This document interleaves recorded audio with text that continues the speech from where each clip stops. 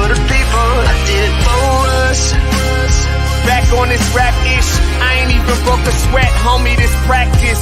Pondering my next move, staring at my track list, hope I ain't missing my window. Praying like a Baptist, Seattle's own. Tired of this Game of Thrones. They made a list of the best rappers, and guess who wasn't on? While the disrespect continues, I'm steady packing these venues.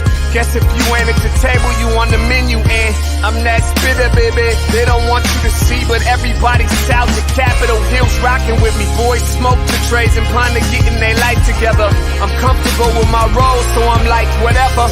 Me, I ain't got a job, but I work hard. And you don't work hard, but you got a job. The irony is I'm judged while you feel the applause. I'm slept on, that's why I had to set this alarm. My dudes is armed, I'm armed with this arm charm. Body banging like she got that cream from Barry Bonds. Yeah. I did it for the city, I did it for the love, I did it for the people, I did it for us. That Dre season is here, a real hitter with a mic, I'm everything that they fear.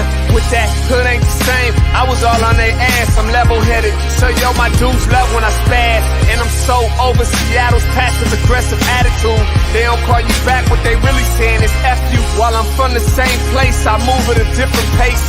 I prefer if you just said it to my face, damn, I did it. I did it for the city, I did it for the love, I did it for the people, I did it I for hate these us. average dudes with they average spit, writing average rhymes, knocking average chicks. The closer I get, I can feel the people starting to shift. I'm loyal to a fault, and everybody can't come with. Rap's a rich man's game, I'm only playing with change. They bang models and singers, I'm knocking my old flame, I'm different.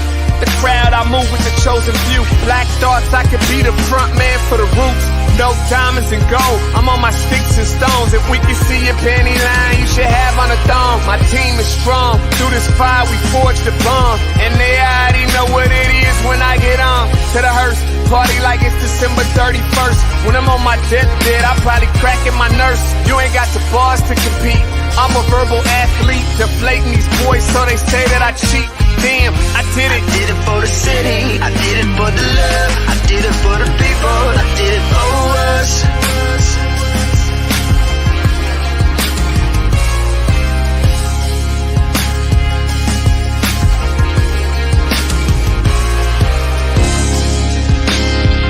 Yeah. I should probably start by apologizing for the long wait, man. You know, I know I be tripping.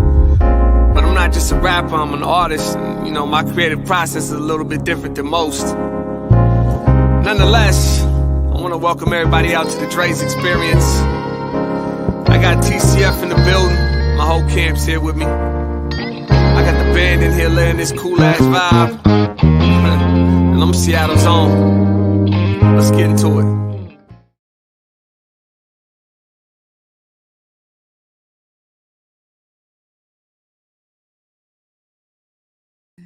Happy Tuesday, everybody. Welcome to the Morning Update Show. I am your co-host, Trey Holiday. It's been laughs on the set, so I just got to throw it to my co-host, Big O Man. I'm enjoying the sunshine. What up, Big O? Happy Tuesday, brother. Happy Tuesday, Trey Holiday. I'm liking what you're doing here. Thank you. Stripes on stripes. Coordinate. Good morning. Want to welcome everybody to the Morning Update Show and remind you this is the perfect opportunity to tag and share the stream.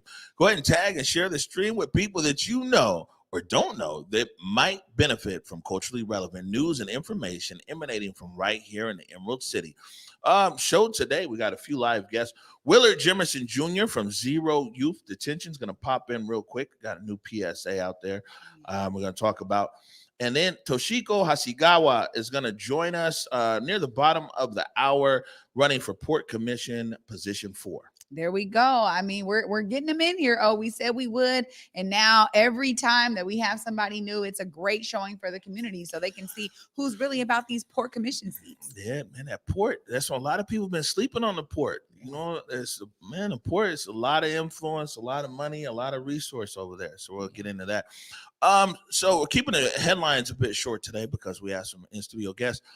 I don't know if you've been following the George Floyd trial. Well, the Chauvin trial, but which says the George Floyd trial, man, it was a lot of gaslight yesterday. We got a short clip right here. This is Chauvin's defense attorney saying that everything was responsible for George Floyd's death except for that knee to the neck. And this will ultimately be another significant battle in this trial. What was Mr. Floyd's actual cause of death? The evidence will show that Mr. Floyd died of a cardiac arrhythmia that occurred as a result of hypertension, his coronary disease, the ingestion of methamphetamine and fentanyl, and the adrenaline flowing through his body, all of which acted to further compromise an already compromised heart. Dr. Baker found none of what are referred to as the telltale signs of asphyxiation. There were no bruises to Mr. Floyd's neck, either on his skin or after peeling his skin back to the muscles beneath. There was no petechial hemorrhaging. There was no evidence that Mr. Floyd's airflow was restricted, and he did not determine to be a positional or mechanical asphyxia death. When you review the actual evidence, and when you hear the law and apply reason and common sense, there will only be one just verdict, and that is to find Mr. Chauvin not guilty. Wow. Here we go. We know it's going to turn up. I didn't know it was going to turn up like this. Oh, I mean, honestly, I'm more than appalled. So I'm just trying to keep myself together at this point, because we all sat there and witnessed it. When you have somebody who's saying that they cannot breathe, when you have people being like, why are you doing it that way? It wasn't like his knee was lightly on George Floyd's neck. We saw that pressure. So, okay, he must have come out with these details here.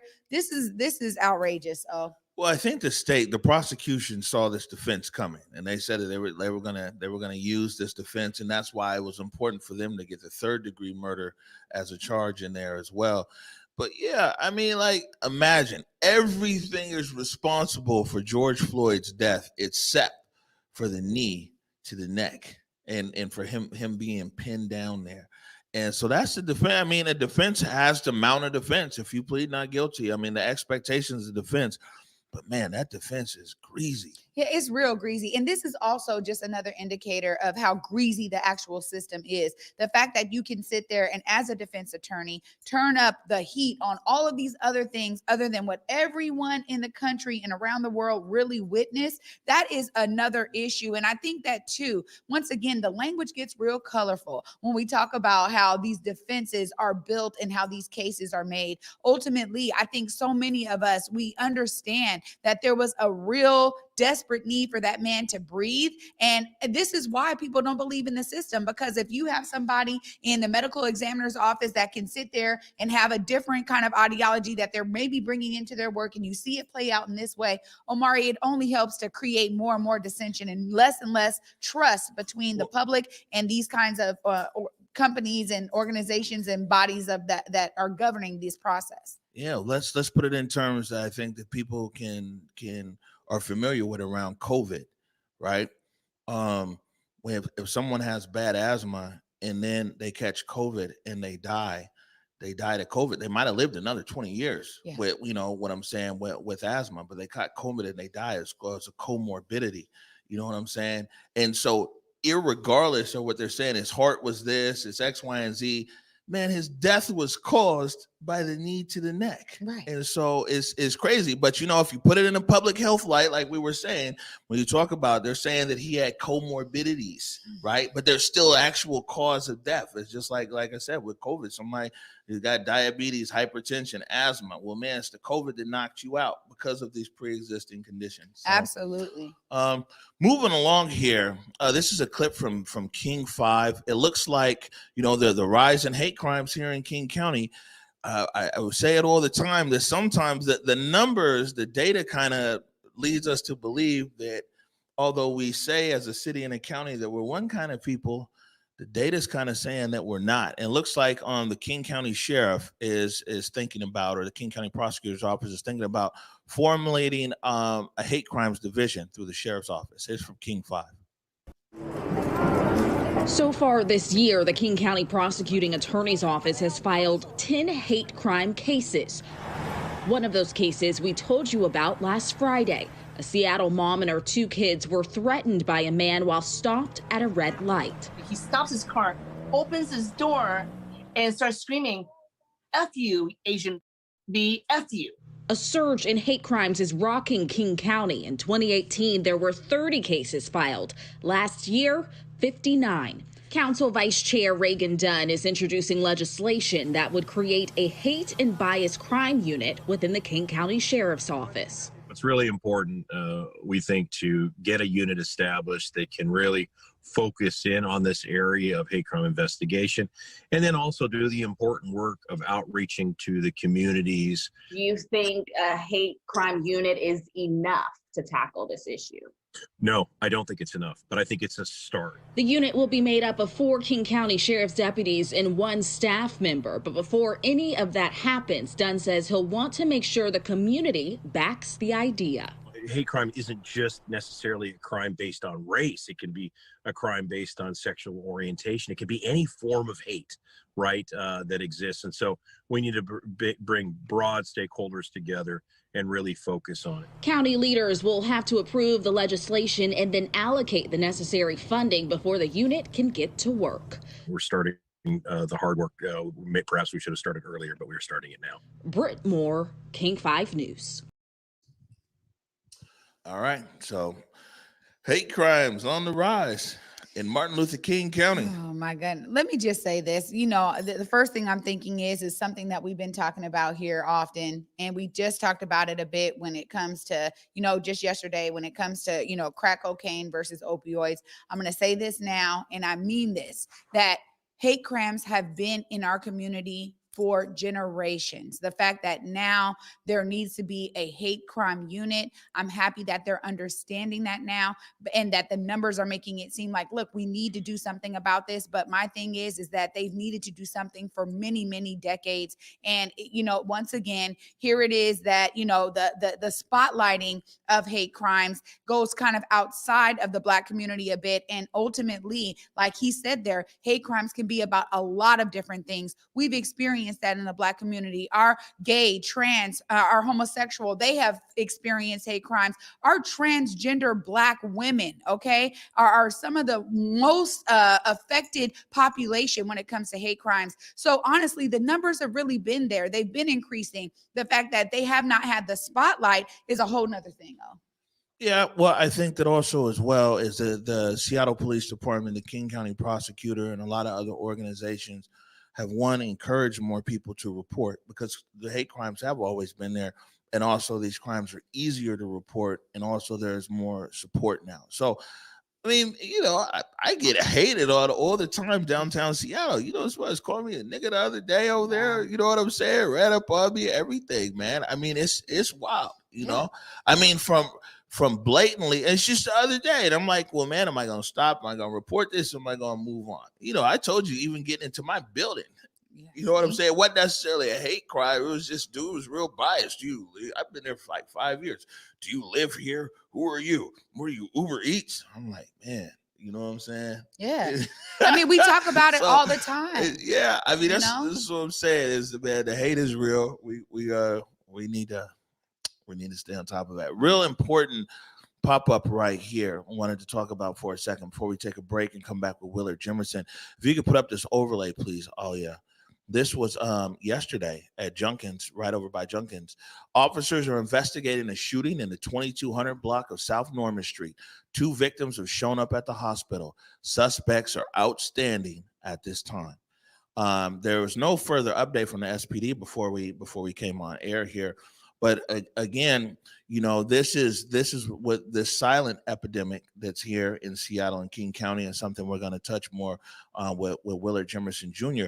Man, the shootings and these homicides and violent assaults that are occurring in the Emerald City and across King County, and it's not only impacting the victims, but it's impacting whole communities. Yeah, it really is. And this is something that is unfortunate every time that we have to report on this. This is what makes doing this news show difficult for me and Omari, y'all, because ultimately we understand that when the details come out, maybe we know somebody who was affected, there's a family member, it's a stone's throw away when we see these things happen in our community. So already, just off the top, I'm sending love to the families of those who were victims of this shooting. I mean, we know that, it's those families that end up really dealing with the trauma and end up dealing with the loss if there is a loss. And so ultimately, before I know any more details, I got to make sure I make that point clear. Yeah, I mean, definitely. There's just a level. It's almost like a ripple in a pond. There is the exact point of the victims and their immediate family. You get a community, a neighborhood. We used to live right there on MLK and Judkins. And it was certain parts of the year where I had to tell my son, like, man, you can't walk through, you can't walk home. We used to walk home from O'Day. It's like, man, you gotta take an Uber. So even though that's the indirect effects of community, you know what I'm saying, when there's gun violence in the community, there's the people who are directly affected all the way to the people who are indirectly affected, to where you don't feel safe, you know what I'm saying, walking in the neighborhood and things like that. And I think public safety is one of the things that the ZYD is working on. So we'll keep up with this. We'll follow up. Absolutely. So I got a handcrafted motion graphic here. I'm so proud of these things. Next up, Willard Jimerson Jr. from ZYD. Man, not yet, Willard. Relax a little bit. We're going to take a break. We'll take a break right now, man, and we're going to talk about gun violence disruption with Willard Jimerson Jr. You are watching the Morning Update Show. I did it for the city. I did it for the love. I did it for the people. I did it for us. Back on this rap-ish, I ain't even broke a sweat, homie, this practice. Pondering my next move, staring at my track list, hope I ain't miss my window. Praying like a Baptist, Seattle's own, tired of this Game of Thrones. They made a list of the best rappers and guess who wasn't on? While the disrespect continues, I'm steady packing these venues.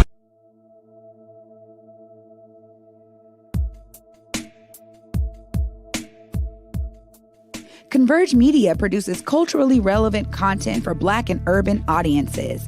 Our coverage is raw, transparent, and objective, praised by community leaders, government officials, and residents. Support Converge Media today via Venmo, Cash App, or PayPal at Converge Media.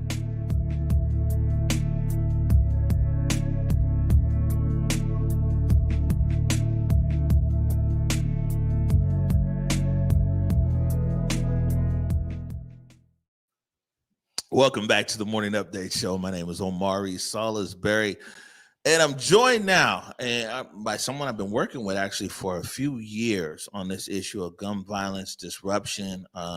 He's been working on it much longer than I have, but our partnership goes back to 2019.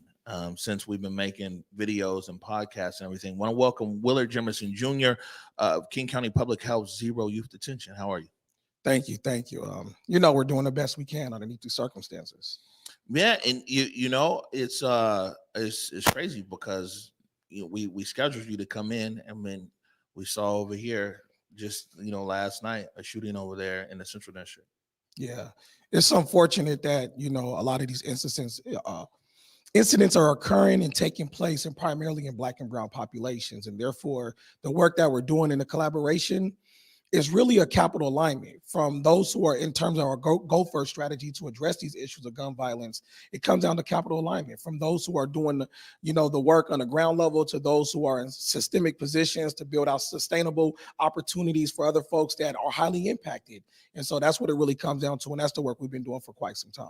All right. Speaking of the work you've been doing, we came together for the Community Safety Town Hall, which was really a pretty dynamic event.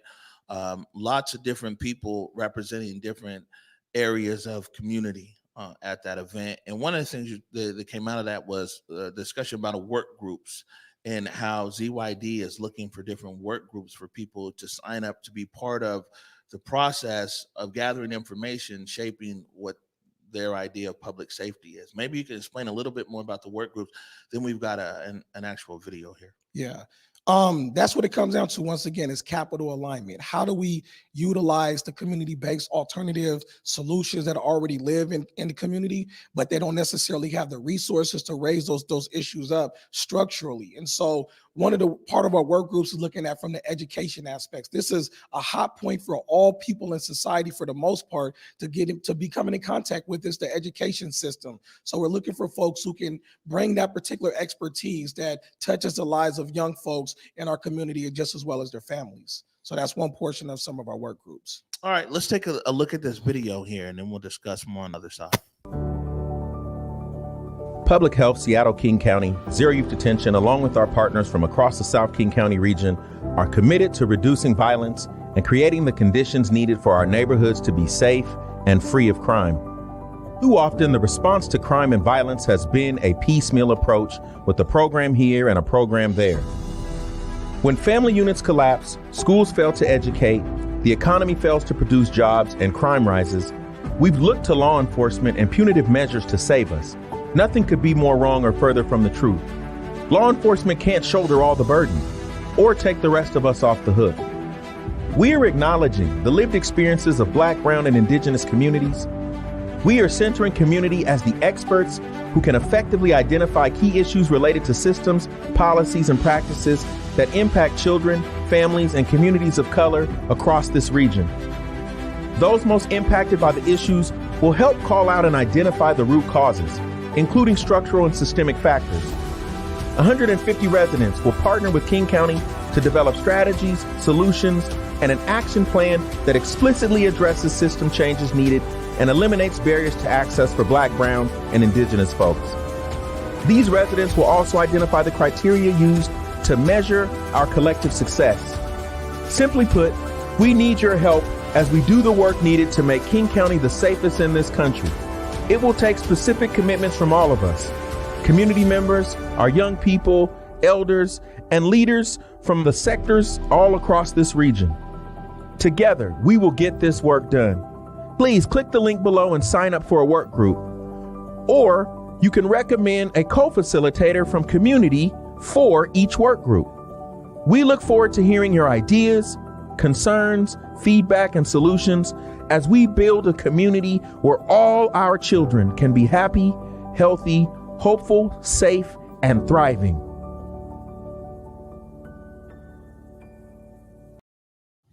So zeroyouthdetention.com/work groups. And I see there in the video trying to get 150 residents from across King County to either be part of the discussion or nominate people to be a facilitator in this discussion of how to best allocate resources in public safety.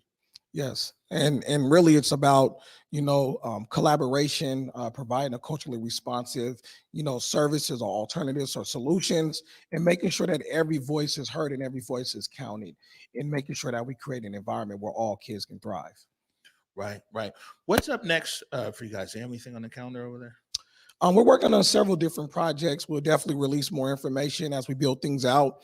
With our Go First strategy, we have a collaboration of 8 different organizations that are providing underground level resources and supports through a measure that we talked about before is IPR, which is intervention, prevention, and restoration, to those who are of the most highly impacted populations when it comes to gun violence and those who are on the fringes in close association to be impacted by gun violence. So there's going to be some rollouts, some measures, there's some supports, capacity building and training that's going to be taking place. And as we roll things out, we'll make sure that the public will be informed. All right, good stuff. Can I get this camera right here?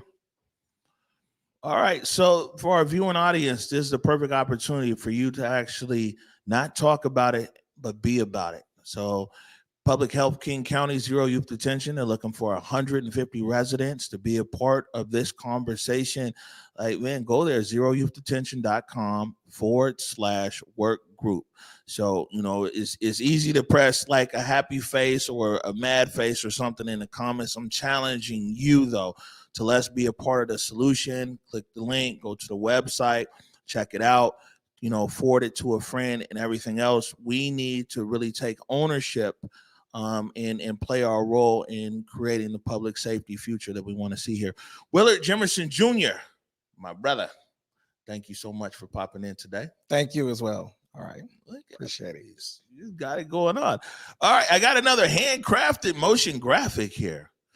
And it looks like she's already in the green room. That's right. Toshiko Hasegawa running for Port Commission. You can't just be leaving the set, man. That's why we go to commercial. So he's riding. Put a saddle on me all day. Huh? Oh man, I'm having Joe. I'm clipping this out, man. I'm putting this with everybody in the hood. Why not to have Willard on the show? He leaving the middle of the set. My apologies. All right, we're going to take a short break right now. When we come back, we got Toshiko Hasegawa. You're watching the Morning Update Show. I did it for the city, I did it for the love, I did it for the people, I did it for us. Back on this rap-ish, I ain't even broke a sweat, homie, this practice. Pondering my next move, staring at my track list, hope I ain't miss my window. Praying like a Baptist, Seattle's own, tired of this Game of Thrones. They made a list of the best rappers and guess who wasn't on? While the disrespect continues, I'm steady packing these venues.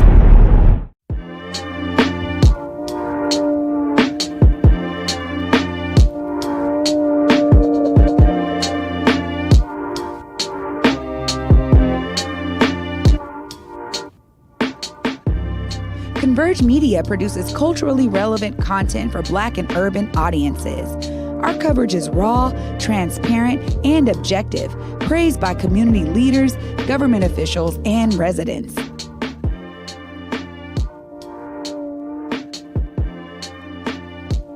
Support Converge Media today via Venmo, Cash App, or PayPal at Converge Media.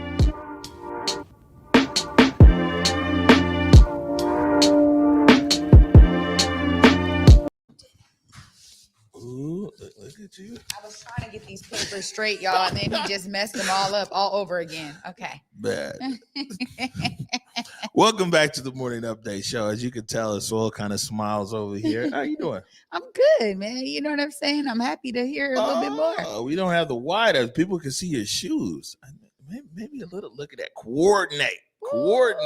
Got to be ready. Got to be ready. All right. So, man, it's been an interesting year so far. So many people are running for office, and a lot of these positions are becoming more high profile. One of the positions, Port Commission, I think it was Hamdi Mohammed, really like put it on the radar because, a lot of people run for Port Commission. People just don't pay attention. I'm sure some people even run unopposed and everything else, but Port Commission is it's on the radar. Somebody like me and you as well, travel a lot, internationally, import, export, some everything else. You know how important the port is, not only for people, but man, commerce, business, everything. This is big business at these ports. Yeah. And you saw the Suez Canal when the port got jammed up over there, 400 big ships over there waiting to pass through that canal and billions of losses.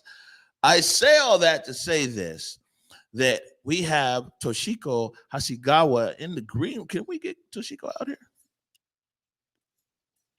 Hello. Hey. Good morning. How are you? Good morning, Sunshine. I'm doing well. How are you? Welcome. Oh man, we're doing good. Yeah, we're it's actually a good day here on the set. I wanted to, first of all, welcome to the Morning Update Show. Can we get the wide so we can get a wave in? Or we got to officially get our wave in. There we go. Hi. Good morning. Good morning. So we kind of got a little standard format here for people who are running for office. And we kind of give them the floor initially to tell us why. So you can tell us why you're running for Port Commission position 4. Well, I think my why starts with my who I am, right? My lived experience. And good morning. My name's Toshiko Hasegawa. It's like the I is silent altogether. Hold on, I'm getting a call right now. People should know better. It's like the I is silent, so it's Toshiko. And I'm a Beacon Hill girl, 4th generation Japanese American, born and raised in the South End.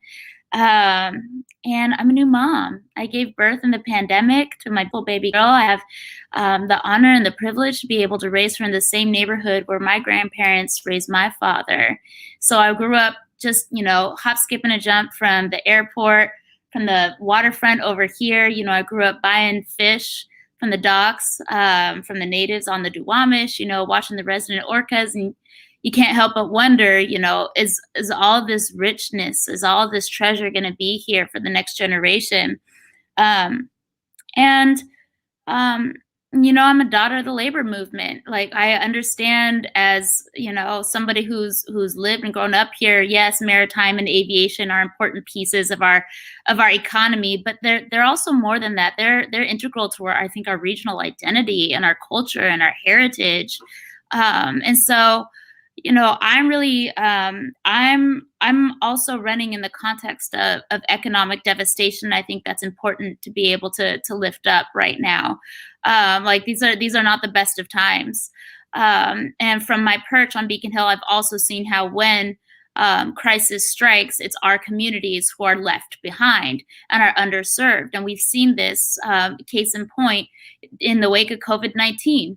Our small minority-owned businesses have all but shuttered their doors. They're facing bankruptcy. We have families who are struggling because workers are out of the job, and families deserve a sense of stability right now. And so I'm running for the Port of Seattle just to make sure that as we rebuild, and we will rebuild, but that we're really embracing the opportunity to actually build it back to be better than it was before. And we can only do that by centering the voices of people. You can't have a healthy forest if you don't have healthy trees. And you center the experience of people by asking, it all matters, what is this going to do for jobs, right? Really laying down a grassroots foundation upon which we can build. And I think that there's a lot of thought, like, what are we going to do to bail out maritime? What are we going to do to bail out aviation? And yes, industries are economic drivers. They create jobs. But it's more of an ecosystem where industry, if it's going to thrive, we need our businesses to thrive, to put workers back into the job so that the families can thrive and experience that stability. So, I'm really proud to be able to step up in a time where I think that all of us deserve a sense of urgency in the position. So often these positions go unquestioned and unchallenged. I think many times because our communities, in particular in South Seattle and South King County, tend to think that it's not relevant to us. But if it's not relevant to us, it's because it hasn't been made to seem relevant to us. But it's always going to be that cycle if it's never going to be us who are at the table. So when people ask why the port, I say, do you know that it has its own police department? Do you know that it has its own fire department? And that it manages a multi-billion-dollar budget? And it's got minority-owned businesses that are still knocking at the door, but still not having a hard time getting through. That it's got all these contract opportunities that our community still can't get a fair bite at the apple at. That it has an opportunity to levy taxes, property taxes that we know can have a big impact on our community members. So if that's the one part of the port, how's it going to do centering our community members who have never had a say at the table? So you mentioned Hamdi Mohammed, and it's important to know. Mm-hmm. It's important to know. In 100 years of the Seattle Port Commission, there has never been a woman of color to serve. Never. There have been 4 white women, I think 3 men of color, ever, and never a woman of color. So our sister Hamdi Mohammed, who's challenging Stephanie Bowman, and me, who's challenging incumbent Peter Steinbrück, because representation matters, and we know it, and it's time to walk the talk. Right. Well, in our community, at least growing up in the Central District, yes, we know about that port, and we know all the resources that the port has, and we know that for decades and decades, Black businesses and Black labor has been locked out of that port. So, right. We're real familiar with it. Maybe you could talk about some of the qualifications that you bring into this position. My qualifications? Well, there's lived experience, so there's that. I talked a little bit about why representation matters, but if you're talking about a resume, I am very proud to be the youngest director in the history of the Washington State Commission on Asian Pacific American Affairs, which effectively makes me the youngest woman of color ever to serve as a member of any governor's cabinet. I was appointed by Governor Jay Inslee back in 2018, and what we do is we advise the governor, the legislature, and all other state agencies on the issues impacting our community members. By our, I mean Asian and Pacific Islander people who come from over 40 different countries around the world, right? We speak over 100 different languages and over 1,000 dialects, and that is some beautiful, beautiful diversity. From a nationwide standpoint, Washington is like a microcosm of the diversity that makes this nation so complex and rich. King County is a microcosm of Washington State. And so what it tremendously excites me about that work is as we identify issues and access and visibility and representation, yes, there are tremendous challenges, but when we are able to come up with solutions to be able to address some of those challenges, we actually emerge as thought leaders for the region. And so that's what I'm saying, like, why don't we bring that to the port? It's so important. It's literally the point of entry to our country for people from around the world, right? And it's a very beautiful performative step to say, you know, we're a welcoming state, county, city, what have you, but what are you actually going to do to make sure that it's accessible and in service to the vast diversity of all our communities? Yeah, I mean, you know, we talk so much. I'm so glad that, you know, really, I've never heard from anybody that is running for a seat at the port. So I just want to thank you for having the courage. Yeah, I mean, yeah, when do they really reach out to community and say, this is what I'm going to bring to the port?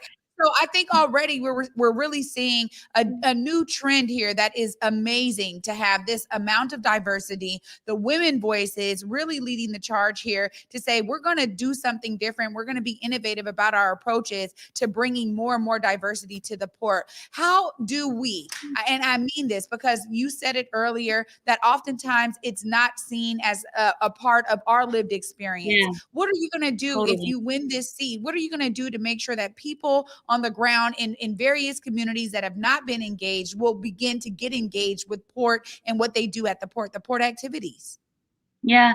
And, you know, I think that one of the most important pillars of my work in public service, specifically on behalf of government, to build a sense of legitimacy in government that's in service to our communities who have so often been on the receiving ends of violence and oppression, is creating systems, structures of accountability.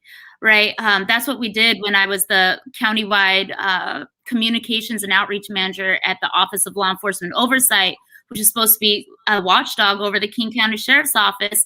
You can bring people to the table, but you need structural change, right? Where does the rubber meet the road?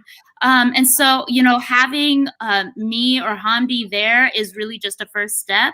I think some like huge stakeholders in terms of South King County are those airport cities, Kent, SeaTac, Tukwila, Des Moines, right? Burien, and creating some sort of like a airport city council where they can regularly come in and draw in their community members to be able to advise some of these things, like, yes, air pollution and the microfine particles that are polluting South Park and White Center and right here on Beacon Hill, Georgetown, but also the noise pollution, right? Like when we were growing up and we're playing soccer down in Georgetown, we literally used to duck and look at those planes because they came so darn low over your heads.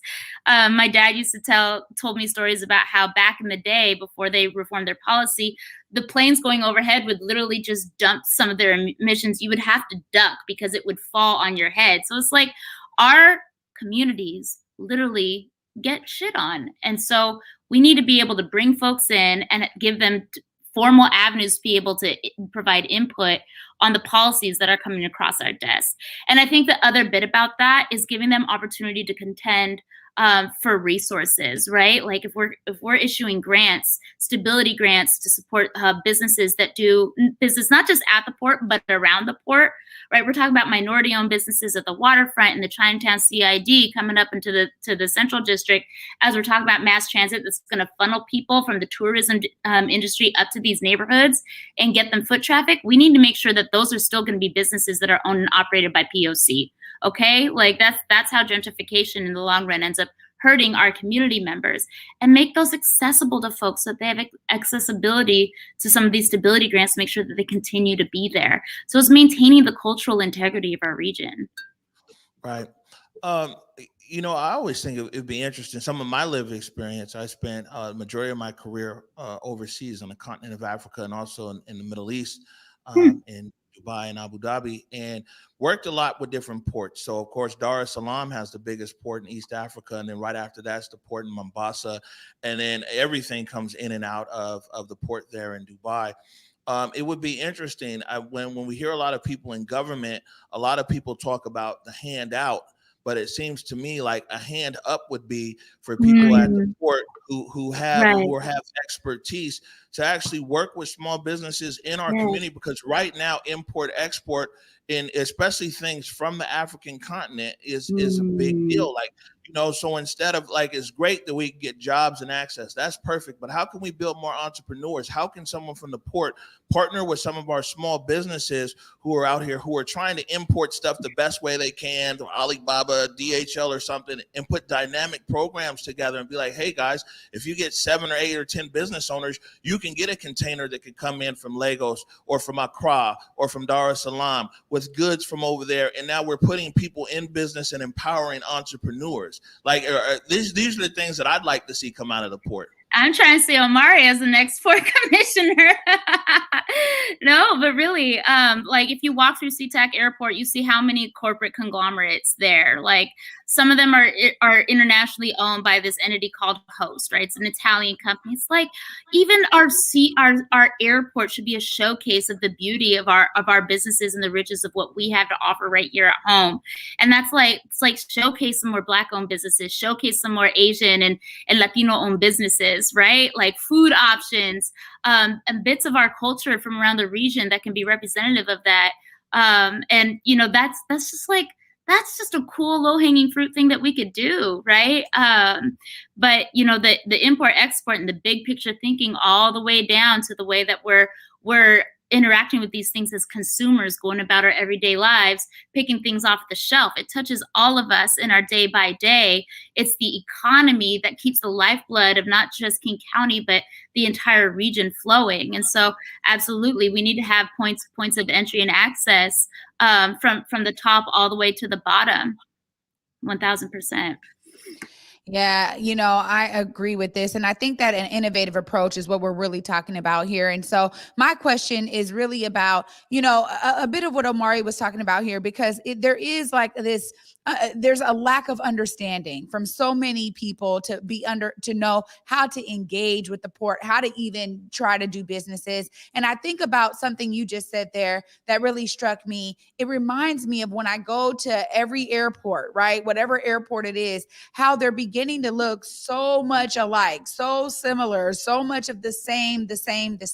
Yeah. How do we actually infuse diversity in something that feels like an age-old system, something that really was probably created through, again, this like colonialist approach to, try to make sure that everything is a bit more cookie cutter? We do need that diversity. How do we break that monotony?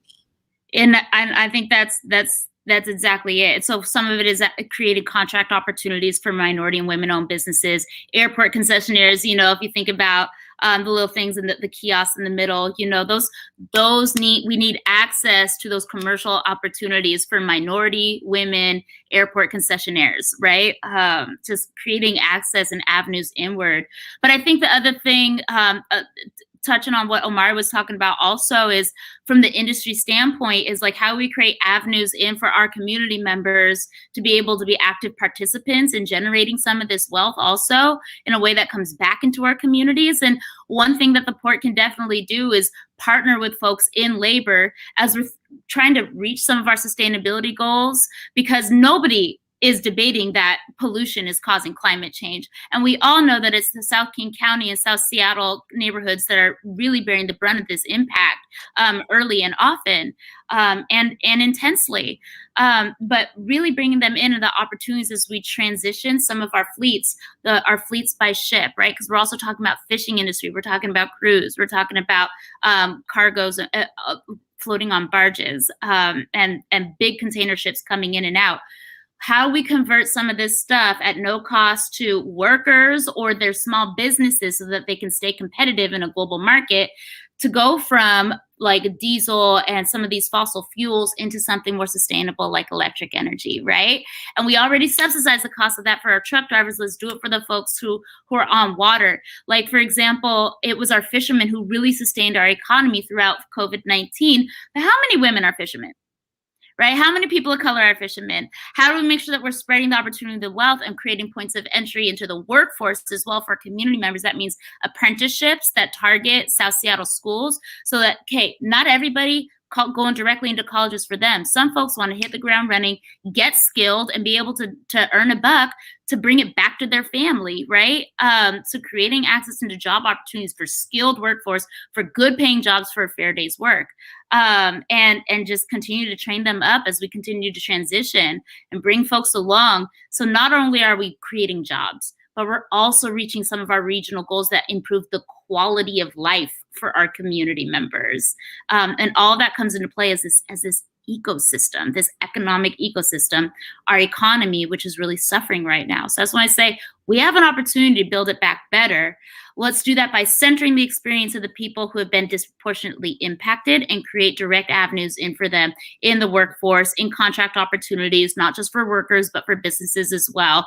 So that industries, as they thrive, are driving that wealth into our community members' pockets. Right. And you know, for me, I was going to ask you, you kind of answered a bit of it right there, but I think that what we require is intentionality out of the port at this point, and port commissioners and how the port operates. I mean, working in developing countries around the world, you see the power of the port. A port will transform a whole country. If you have a port right there and goods can offload and goods can unload, and the first thing you got a port, then the next thing you know, someone's willing to invest in a railroad to take this cargo up there, through your country to the next country. People are investing in roads and everything else. There's so much business and commerce that comes out of the port. Yes. I would really want to see, in a sense of intentionality, from the Port of Seattle to really be able to break through some of these barriers so people can really benefit from. We need the port. Anywhere else in the world, the port builds entrepreneurship. The port builds business. So yes, the port builds jobs and people have jobs and 9-to-5s and everything else. But the biggest thing that the port does is create an opportunity for entrepreneurship and for business. I can tell you how many people over in Dar es Salaam in Tanzania, they put their money together and they get in business. They get a container, it comes in from Dubai. They take those goods up country to Mwanza or to Arusha, and now they're selling somewhere. And that's in developed countries. But somehow here in the U.S., those same concepts of import and export has skipped our community because people haven't been intentional in trying to make those connections. And we fought long and hard in our community just to get on for the longshoremen, just to be able to get one kiosk. That we haven't even broken down the barriers of how a port is supposed to work. A port is supposed to be an economic driver, not just for the people who work there, but for the surrounding areas in Seattle and everything else. There's Black people in Spokane import stuff through the port in Seattle. I could go on and on about port talk. But man, can you reaffirm, if you're elected, your intentionality to be able to drive entrepreneurship and people can really benefit through this port? Yes, and I think that that's the exciting potential of this moment, right? It's like I think that we need to put a demand on our potential, and the port already has something called a century agenda that's supposed to be able to set these goals in economic development and in sustainability, but it's uninspirational. We want action and we want it now. And we need results because the impact is felt right now. There's something to be said for remaining competitive on a global marketplace, and a lot for the port. As much as it drives to our region, we need to make sure that folks are not circumnavigating around us just because we don't offer places for electric fleets to be able to hook up, right? And so when we're talking about entrepreneurship specifically, what are the things that have put Seattle on the map? What are the things that have put King County on the map? Can we start with the internet, right? Can we start with Amazon, Starbucks? Like we are an innovative region. That's what we're known for, is good ideas. So let's invest in innovating our maritime industry, right? It's called something called Maritime Blue. So making sure that these incubators and these opportunities have the structure they need to be able to grow, so we can bring those things back in, and even just turning capital off of those good ideas and being able to transition our fleets comes back into our local economy. We don't need to buy, ideas and packages from somewhere else. We have that genius and that skill set right here at home. Let's invest in incubators. Let's continue to make sure that the folks that were giving the grants to be able to grow some of those projects are representing the diversity of this county. And I want to know where those projects are at. Like, where's a larger engine that can sustain a bigger vessel for longer trips? You can't drop a line into the middle of the ocean if it needs to charge up. Like, let's talk about that. Do we need another cruise, or do we need something else that's going to for bigger vessels that can do fewer trips across the ocean to be able to reduce some of our carbon emissions and be able to still ramp up the amount of trade that we're doing globally, that folks make them want to come here and do business at the port. So we need big ideas, and it takes putting your money where your mouth is to make sure that we're centering those opportunities around our community members. That's right. Well, in Seattle, I'll say this: we're one block from Yesler Street. Seattle popped off as a port. Henry Yesler used to slide those logs right down here, down Skid Row, exactly. Right, 1 block behind us on the waterfront. And they'd send that number initially down to California. So only this a is local would know that. Yep. That's of course, come on, man. Trey Holiday, anything before we get out of here? Yeah, I just, I know that your current role right now, when we talk about how you're serving in the governor's cabinet, I just have to ask quickly because, Asian hate is on the rise. And I know that what you're doing currently, may be able to speak a little bit to that. So just wanted to ask, how you guys are dealing with that and how you're advising the governor in that regard. There's a lot to be said, but in terms of final remarks, I will say that this is not new. Racism and misogyny are as old as America itself. This is just most recent trend and iteration. In terms of big picture trends, hate crimes have been on the rise for the last 5 years, specifically against Black folks and Jewish folks. All right. And we are stakeholders, and there's visibility and a sense of solidarity around that. But what our community members really need to sit with is that we are commonly oppressed by a force called patriarchy and white supremacy. And we need to think about, on individual levels and as groups and associations and as institutions, about the ways that we uphold systems of oppression, because only when we start seeing ourselves as contributors in some way to that are we willing to do the work that's necessary to tear down some of those barriers and some of those forces. And so, yes, we sit with so much grief, and yes, there's so much pain, but also how many community members were out there in Washington, D.C. At the pro-Trump rally, the person who stoked specifically anti-immigrant, anti-woman, and most recently anti-Chinese rhetoric intentionally, and are now calling for Stop Asian Hate.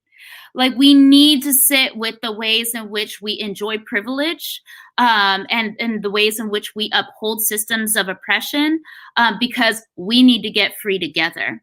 And I also think that there's something to be said about the intersection between misogyny and white supremacy as well, because they all correlate together. So until we're willing to have those intersectional and those interracial conversations, we're going to be chasing our own tails, and it's going to be a lot of pain. But part of what CAPA is committed to doing is facilitating that space where it can happen in an institutional context with our appointed commissioners, and creating open forums for community members to advise on that, and creating tools to be able to wrap around for victims and survivors, not just the support that they need, but also greater avenues to resonate justice, because the criminal legal system is not built to support victims, and it never has been. There's a philosophy behind that. But in the meanwhile, folks are vulnerable and they're in pain. So there's a lot of work to do. The last thing I'll say is that the Attorney General just released its hate crimes work group set of recommendations to the legislature. Hopefully they'll act upon them, and that's all available online. Just search it in your Google. All right. Wow. So before we let you get it out of, before we let you go, I think and we can have these conversations. We need to hang out and talk port. I know. I talk port Coach stuff. Cole is bringing it today. I talk port stuff all day. Yeah, absolutely. Tell people how they can follow your campaign, and also this is a county-wide. This is anybody in King County can vote on this. That's right. Exactly right. Thank you for lifting that up. This is a county-wide body. It says Port of Seattle, but it touches all of us. People will have the opportunity to vote. Please visit hasagawaforport.com. There's more access to information there as well as ways to get involved. And I think that what I'm most excited about is continuing to have these public conversations where we can think tank stuff. Like if you're challenging some of the stuff that I'm talking about, or if you want to build upon it with good ideas, that's what it's all about, because how many people even know what the port does? So for me, it's a very healthy exercise for our community members and civic engagement. I'd be so honored to continue to engage with all of you. Again, hasagawaforport.com. And we're on social too. Thank you so much to both of you for the space. Yeah, Absolutely. no, we'll have you. We'll definitely have you back again. Thank you for taking the time with us, and have a wonderful day. And congratulations on that baby. Thank you so much. Coach Cole. Bye-bye. Wow, man, she's bringing it. I'm just saying, when have we had this much engagement with anybody who's running for a port commission seat? I mean, I don't know. I've never seen it my whole lifetime. You know, when I worked with Heineken over in East Africa, I was marketing for like four countries with Heineken. And so I know that port, man, because everything over there would come out of the Rotterdam port in Amsterdam, and we go down there, man, and the port was chaos, in and out. And then there's the other ports down in South Africa. I spent a lot of time on those ports, and up in Mombasa as well. Hey, I want to talk to you real quick about mocha culture. So this is the joint, right? This is 7 o'clock on Friday. Big shout out to producer Nikki Barron, who, by the way, is on vacation. Nikki Barron finally got a vacation. Finally, Nikki. So Nikki's out and about for I think another week or two. But we're together with Shayna Shepherd, Eva Walker, Chris King, and basically what it is, we got a spot for this. Let's play this spot. Tune in this Friday at 7 p.m. for Mocha Culture, a docuseries meets concert experience that knits the stories of our local arts community and the legendary voices of color that inspire them. This Friday is episode 1, Ray Charles, with performances by Eva Walker, Maya Marie, Chris King, and Jimmy James. Hosted by Shayna Shepherd and presented by Converge Media and the South Seattle Emerald. Tune in wherever you're watching The Morning Update. Love it, man. I'm excited for that. Look at all that beautiful music. All those folks ready to jam out, man. Celebrating Ray Charles, man. I'm loving it. Yeah, originally produced. And this is a Converge Media production along with our partners over at the South Seattle Emerald. And this is also the kind of stuff that when we talk about, can I get this one? This is also the kind of stuff we talk about, the people who donate, the people who subscribe, our $5 family, our $5 army, and others, by the way. I'm not neglecting you guys. I'm just saying.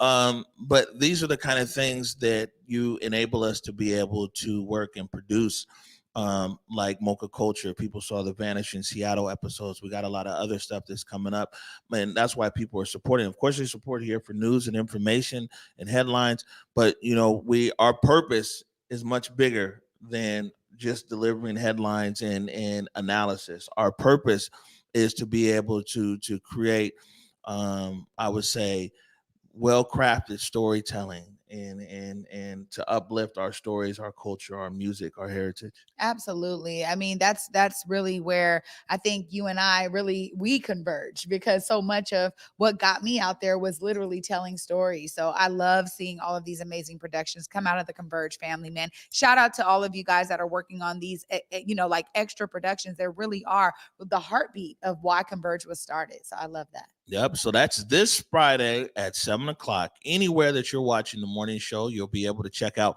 Mocha Culture, and hosted by Shayna Shepherd, with performances by Eva Walker, and performances by Chris King and the Gutter Balls, and some of everything else. Any last words before we get out of here today? I just got to send a special shout out.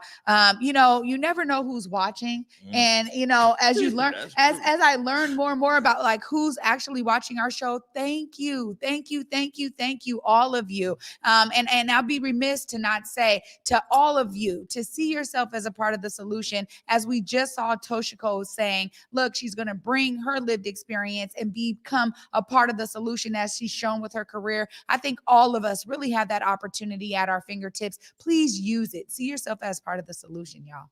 All right. I don't think I have anything to add on top of that. So I'll leave you with this.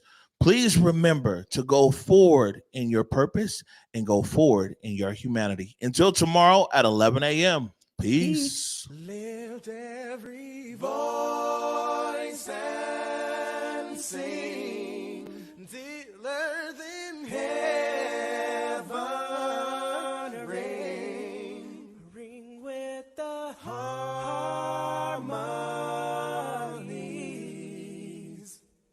of liberty. Let our rejoicing rise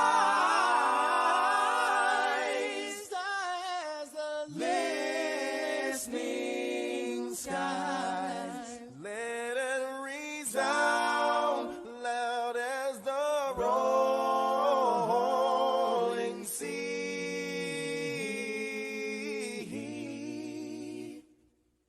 Sing a song full of the faith that the dark past has taught us. Sing a song full of the hope that the present has brought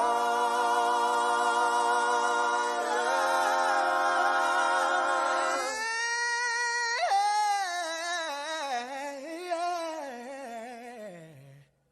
Facing the rising sun of a new day.